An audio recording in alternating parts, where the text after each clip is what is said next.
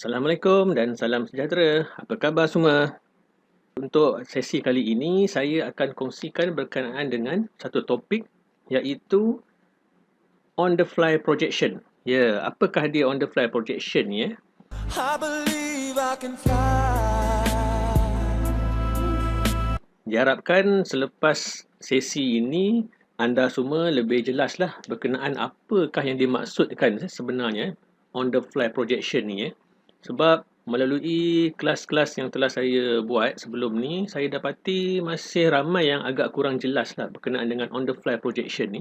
Dan bagaimana on the fly projection ni di-apply dalam sesuatu software itulah. Jadi dalam sesi ni saya akan tunjukkan macam mana konsep on the fly projection ni diaplikasikan di dalam ArcMap dan juga ArcGIS Pro. Okey, sebelum saya pergi lebih lanjut dari segi demo, kita lihat dulu contoh ni. Ini adalah satu contoh peta Malaysia di mana di dalam slide ni saya tunjukkan titik koordinat X-min, Y-min, X-max, Y-max pada boundary tu boundary merah tu Jadi kalau anda lihat di sini pada sistem koordinat RSO, nilai X dan Y-nya agak besar beratus ribu. Tetapi jika data yang sama anda tunjukkan di dalam sistem koordinat geografik WGS84, anda akan dapati pada titik yang sama nilai X dan Y-nya adalah kecil. Ini memang normal Satu titik lokasi akan diwakili oleh nilai koordinat XY yang berbeza apabila anda applykan sistem koordinat yang berbeza. Contohnya macam tadi pada koordinat RSO anda dapati pada titik ini contohnya nilai X-nya adalah 738,000 bla bla bla bla lah Y max ni pun 754,000 lebih. Tetapi pada titik yang sama di dalam sistem koordinat WGS 84 nilainya adalah kecil. Jadi kalau kita lihat daripada perbandingan julat koordinat tersebut, let's say katalah dua nilai ni kita plotkan pada satu paksi XY di mana originnya 00. Okey, untuk koordinat RSO tadi 700,000 lebih tadi tu, dia mungkin akan jatuh somewhere dekat situlah. Okey. Ni saya nak tunjukkan perbandingan location Jadi untuk data RSO tadi, dia mungkin duduknya somewhere di sinilah berdasarkan kepada dia punya X-min, Y-min, X-max, Y-max tadi. Manakala untuk data WGS tadi, data yang sama apabila kita persembahkan dalam sistem koordinat WGS84, X104 mungkin duduk di sini, Y6823 mungkin duduk somewhere dekat situ. Dan datanya duduk di bawah tu. Jadi kalau kita tengok dari segi logik dari segi logically-nya, kedua-dua data ni nampak macam takkan boleh duduk sekali. Kita tak boleh overlaykan sebab perbezaan julat koordinat yang berbeza antara data RSO dan juga data WGS tadi. Okey, ini pula kita bayangkan kalau data ni kita masukkan di dalam perisian contoh ni, dalam paparan ni perisian ArcMap sekiranya tanpa on the fly projection, data tu tak akan boleh duduk sekali dia akan lari jauh. Lari jauh ke bawah tu jenuh anda nak kejar lari jauh tu Jadi sebenarnya apakah maksud on the fly projection On the fly projection ni sebenarnya adalah satu prinsip ataupun kaedah yang diguna pakai oleh sesuatu perisian GIS untuk memaparkan sesuatu data yang berbeza sistem koordinat supaya ianya boleh dipaparkan ataupun di-overlaykan sekali di dalam satu paparan. Okay.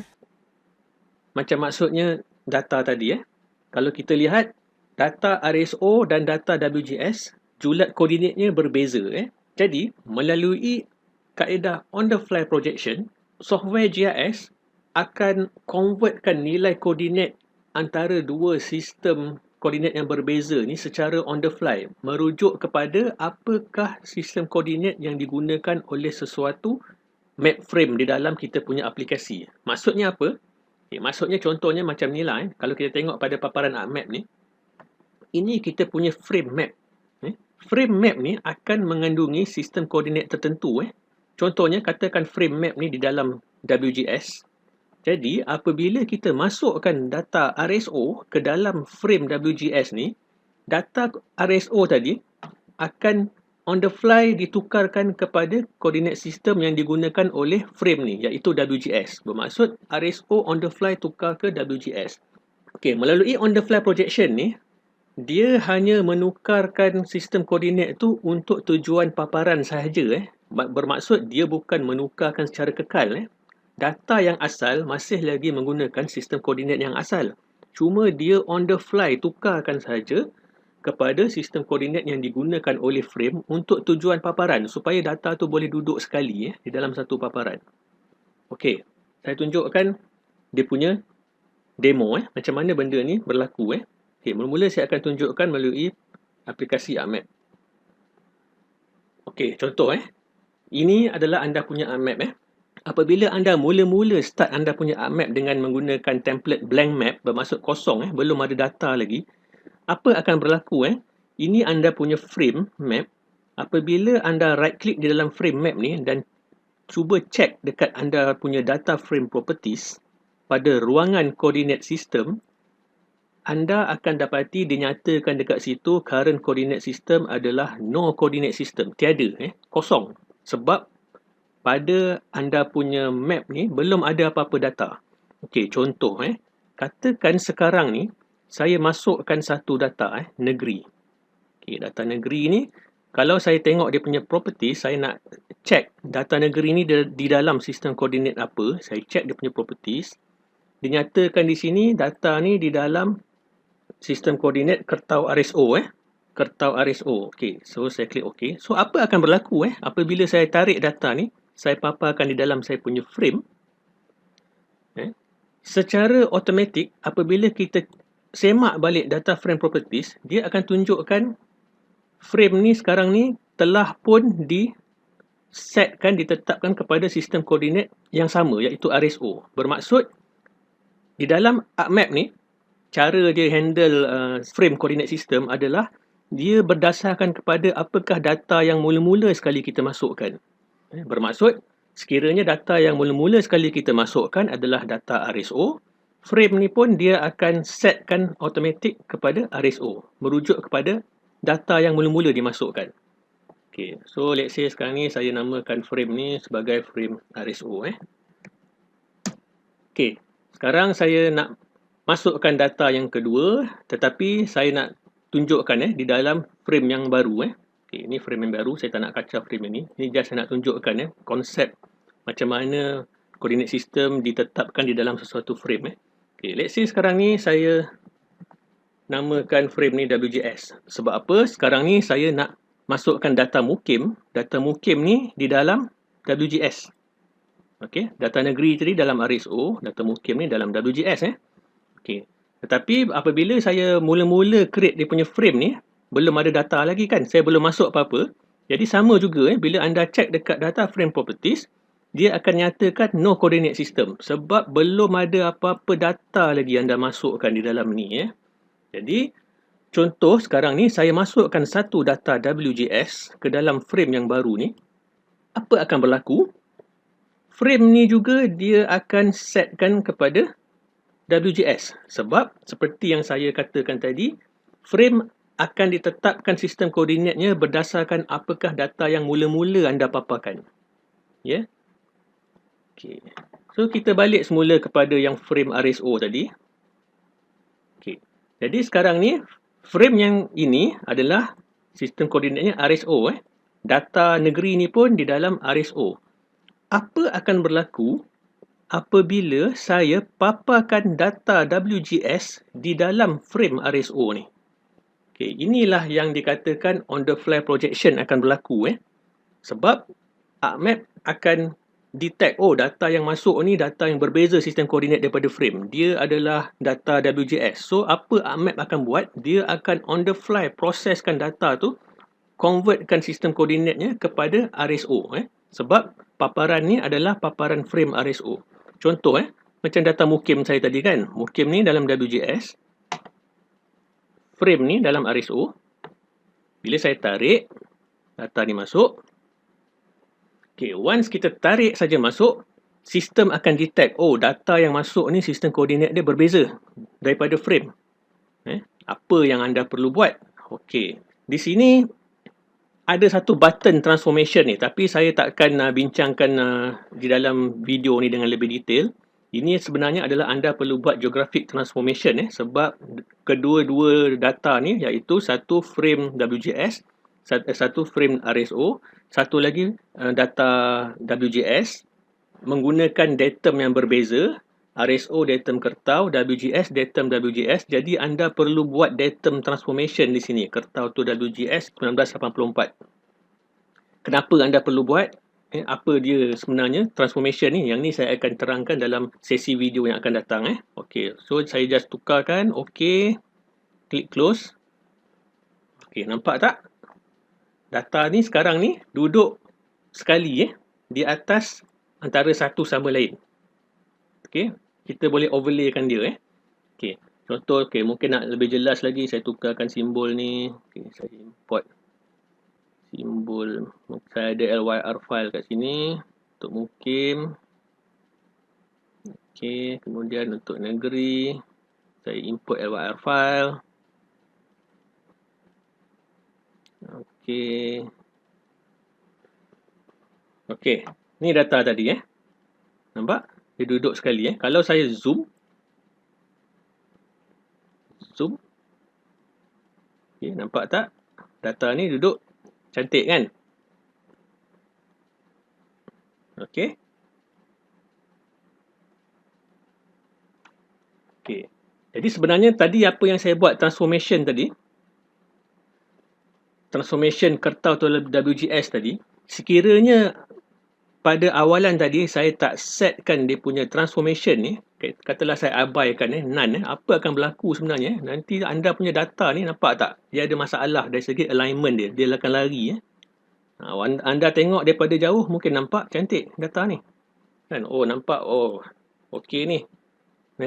Boleh duduk sekali ni. Tapi berhati-hati yang ini saya tengok banyak orang melakukan kesilapan apabila dia overlaykan data RSO dengan WGS, dia tak buat proses datum transformation tu. Jadi apa yang berlaku bila kita zoom, kita check detail, nampak tak ada isu ni.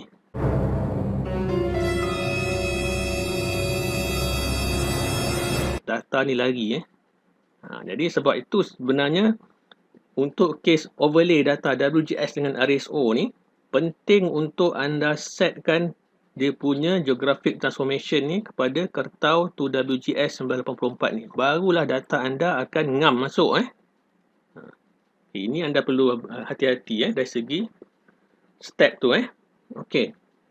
Ini contoh melalui paparan ArcMap. Kita tengok pula dari segi ArcGIS Pro macam mana dia handle on the fly projection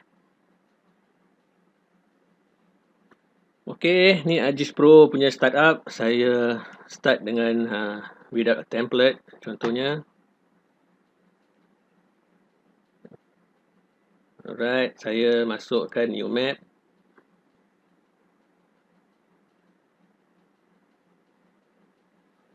Okey. Ini adalah anda punya paparan base map lah di dalam ArcGIS Pro Jadi ArcGIS Pro ni dia ada beza sikit dari segi dia punya setting frame dia lah. So dalam ArcGIS Pro dipanggil map view lah frame ni map view. Disebabkan apabila anda start ArcGIS Pro, kebiasaannya anda akan dapat base map topografik ni. Jadi di dalam ArcGIS Pro, once anda start anda punya map, automatically frame ni akan disetkan kepada, anda tengok dekat sini coordinate system, XY coordinate system, nampak tak dekat situ WGS 84 web marketer. Sebab dia merujuk kepada base map topografik ni. Itu perbezaan sikit lah Kalau dalam ArcMap tadi, bila anda start dalam ArcMap, bila anda start daripada kosong, blank, anda akan dapat frame dia ni no coordinate system kosong. Tetapi di dalam ArcGIS Pro, apabila anda start, anda automatically akan dapat base map topografik. Frame-nya akan disetkan kepada WGS 84 web marketer. Okay, contoh, let's say kita buat step yang sama tadi Saya ada folder data ni. Di dalam ni saya ada data negeri. di dalam RSO. Okey, dalam RSO. Okey, saya masukkan data negeri RSO ni di dalam saya punya frame WGS ni. Okey. Jadi apa yang berlaku dekat sini? Di sini ArcGIS Pro akan terus setkan kita punya frame kepada kertau RSO. Sebab sama macam tadi, ArcMap tadi, dia akan tetapkan dia punya map view frame ni automatically mengikut apakah sistem koordinat yang diguna pakai oleh sesuatu data yang mula-mula kita masukkan. Walaupun tadi masa kita mula-mula start ArcGIS Pro ni, dia setkan frame tu sebagai WGS 84 Web Mercator, tetapi disebabkan data yang mula-mula saya masukkan di dalam frame adalah data kertau RSO, automatically map frame ni pun akan disetkan kepada kertau RSO. Okey. Cuma di sini di dalam ArcGIS Pro ni dia agak smart sikit lah sebab kalau kita tengok dari segi transformation ni, datum transformation dia automatic dah setkan kertau tu WGS 1984. Yang tadi kan isu yang saya tunjuk tadi, data tu lari sikit kan sebab tak buat datum transformation. Tetapi di dalam ArcGIS Pro dia akan automatically buatkan untuk kita. Dia automatically detectkan data tu, sistem dia punya datum yang berbeza dan dia akan applykan datum transformation yang bersesuaian untuk kedua-dua data tersebut lah. Berbanding dengan ArcMap tadi, kita kena setkan benda tu secara manual. Jadi, itulah yang dimaksudkan dengan on-the-fly projection. On-the-fly projection ni adalah satu kaedah di mana sesuatu perisian itu akan menyeragamkan sistem koordinat untuk sesuatu data yang berbeza sistem koordinat berdasarkan apakah sistem koordinat yang digunakan di dalam frame map kita. Okey, maksudnya macam saya explain tadi, kalau frame ni RSO, data yang masuk selain daripada data RSO, dia akan on the fly kan convert kepada RSO koordinat. Jika frame tu di dalam WGS, data yang kita cuba paparkan adalah data yang berbeza daripada sistem koordinat WGS, software tu akan on the fly convertkan sistem koordinat data tersebut kepada koordinat WGS. Mengikut frame. Mengikut sistem koordinat yang digunakan pakai oleh frame. Itulah yang dimaksudkan dengan on the fly projection. Dan proses ini berlaku secara berterusan. Bermaksud apa? Bermaksud bila kita buat paparan map ni, kita zoom in, zoom out, sistem akan sentiasa buat calculation untuk conversion. Dia akan sentiasa calculate dia punya nilai koordinat tu untuk ditukarkan kepada sistem koordinat frame secara on the fly.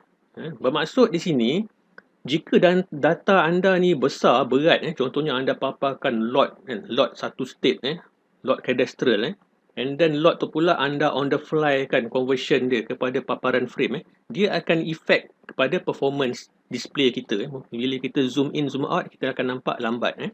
Tapi sebab data yang ni simple, dia tak banyak, jadi anda macam nampak tak ada kesan sangat. Okey. Tetapi kalau data tu besar, anda akan nampak bila zoom in, zoom out tu dia lambat nak draw, sebab proses on the fly conversion tu sentiasa berlaku. Apabila anda zoom in, zoom out, pan map, anda buat navigation map, dia akan sentiasa convertkan koordinat tu secara on the fly. Jadi sebenarnya the best practice adalah apabila kita dah tahu apa data yang kita nak guna pakai, kita seragamkan kesemua data tu kepada satu sistem koordinat yang kita dah tetapkan lah. Contohnya mungkin di jabatan anda ataupun projek-projek yang anda buat, mungkin anda seragamkan semua data-data yang anda gunakan untuk analisis semua tu menggunakan satu sistem koordinat yang sama. Contohnya semuanya menggunakan RSO, semuanya menggunakan WGS. Itu sebenarnya the best practice lah. On the fly ni cuma kita kebiasaannya kita applykan on the fly ni bila kita nak analyze sesuatu data kan. Kita dapat satu data and then kita nak view dia, nak tengok combine dengan data lain secara random lah. Kita nak check data tu, itu okey lah kita pakai on the fly. Tapi kalau kita nak buat spesifik kerja, contohnya spesifik analisis ni ada data-data tertentu yang kita dah setkan yang kita nak pakai. Okey. Sebenarnya the best adalah kesemua data tu kita seragamkan dulu kepada satu sistem koordinat yang sama. Dan barulah kita buat kerja-kerja analisis kita. Okey. Jadi diharapkan perkongsian ini bermanfaat untuk anda semua dan diharapkan anda dah jelas berkenaan dengan apa sebenarnya yang dimaksudkan dengan on the fly projection ni. Okey, sekian. Terima kasih. Bye.